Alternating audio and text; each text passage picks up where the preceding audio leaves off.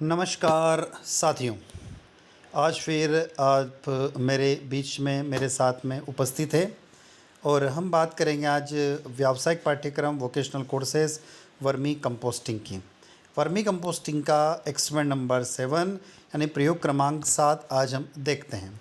इसका ऑब्जेक्ट है अर्थात इसका उद्देश्य है कृमि खाद उत्पादन संयंत्र की बेड विधि की स्थापन को समझाइए।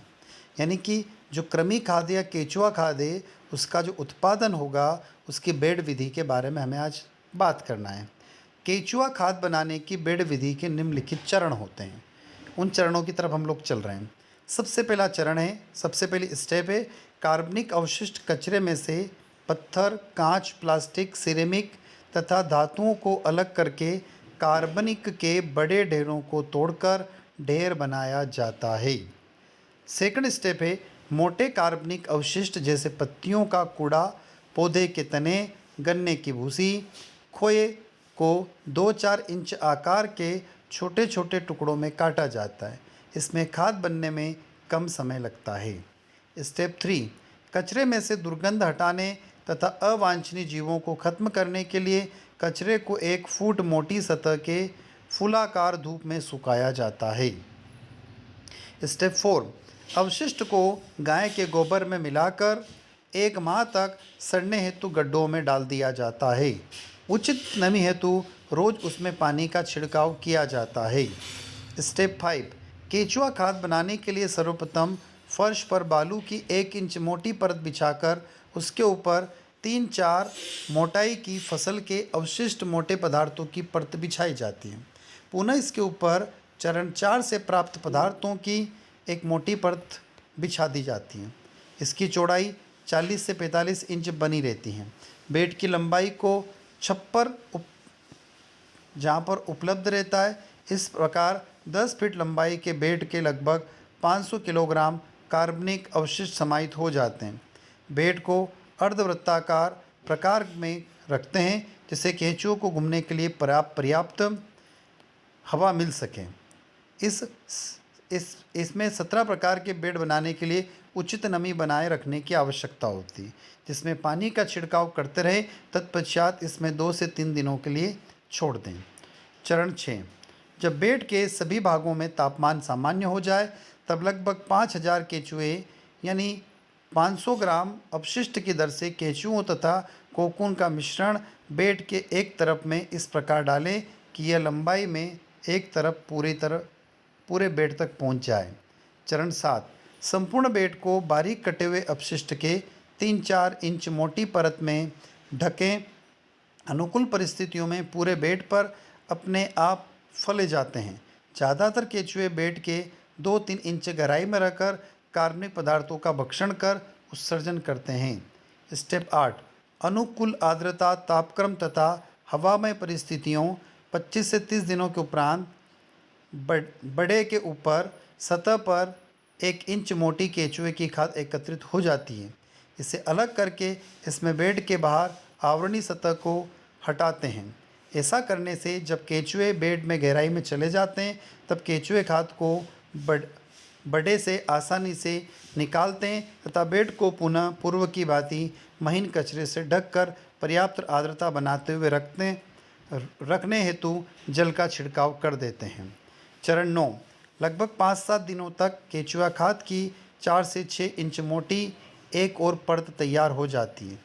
इसके पूर्व में लगभग 7 से 8 की भांति अलग कर लेते हैं तथा बेड के लिए पर्याप्त आर्द्रता बनाए रखने हेतु पानी का छिड़काव किया जाता है। चरण 10 तदुपरांत हर 5 से 7 दिनों के अंतराल के अनुकूल परिस्थितियों के उपरांत केंचुए खाद में 4 से 6 इंच मोटी परत बन जाती है, जिसे पूर्व में चरण 9 की भांति अलग कर लिया जाता है। इस प्रकार 40 से 45 दिनों में लगभग 80% केंचुआ खाद एकत्र कर ली जाती है। चरण 11 अंत में कुछ केंचुओं का खाद केंचुआ तथा केंचुओं के अंडों यानी कोकून सहित एक छोटे से ढेर के रूप में बचा लेते हैं। इसे दूसरे चक्र में केंचुओं को एवं सरोपों के रूप में प्रयुक्त करते हैं। इस प्रकार लगातार केंचुआ खाद की प्रक्रिया हम दोहराते रहते हैं। स्टेप 12 एकत्र की गई केंचुआ खाद को केंचुए अंडों को अवयस्क केंचुओं तथा केंचुओं द्वारा नहीं खाए गए हो तो 3 से 4 सेंटीमीटर आकार की छलनी में छानकर उन्हें अलग कर लेते हैं। अतिरिक्त नमी हटने के लिए छनी हुई केंचुए की खाद को पक्के फर्श पर फैला देते। जब तक नमी हो उसमें 30 से 40% रह जाती है, उसे एकत्र कर लेते हैं। चरण 14, केंचुआ खाद को प्लास्टिक एसडीपीई थैली में सील कर पैक कर लिया जाता है ताकि इसको नमी ज़्यादा ना रहे और ना कम रहें। वर्मी कंपोस्ट बनाते समय किन बातों का ध्यान रखना चाहिए? कम समय में अच्छी गुणवत्ता वाली वर्मी कंपोस्ट बनाने के लिए निम्न बातों का विशेष ध्यान देना अति आवश्यक है।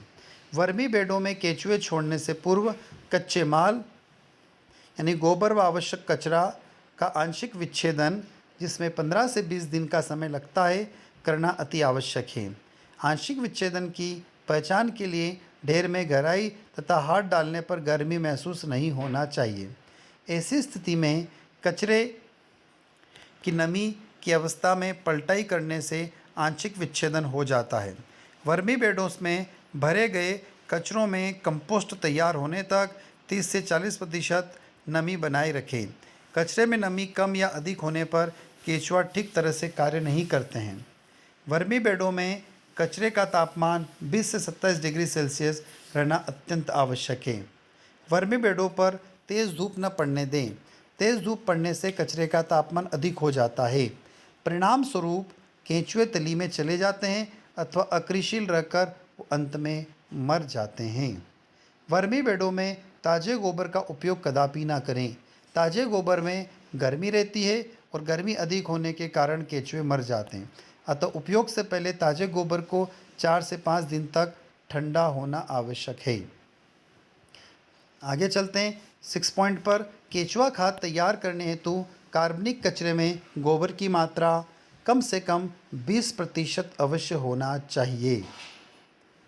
आगे बात करें, घास को फूल आने से पूर्व गाय के गोबर में मिलाकर कार्बनिक पदार्थों के रूप में आंशिक विच्छेदन कर प्रयोग करने से अच्छी केंचुआ खाद तैयार होती है। कचरे का पीएच उदासीन रहने पर केंचुए तेज़ी से कार्य करते हैं। अतः वर्मी कंपोस्टिंग के दौरान कचरे का पीएच उदासीन बनाए रखें। इसके लिए कचरा भरते समय उसमें राख अवश्य मिला दें। 9वां पॉइंट, केंचुआ खाद बनाने के दौरान किसी भी तरह के कीटनाशक का उपयोग ना करें। खाद की पलटाई या तैयार कंपोस्टिंग का एकत्र करते समय खुरपी या पावडे का प्रयोग कदापि ना करें।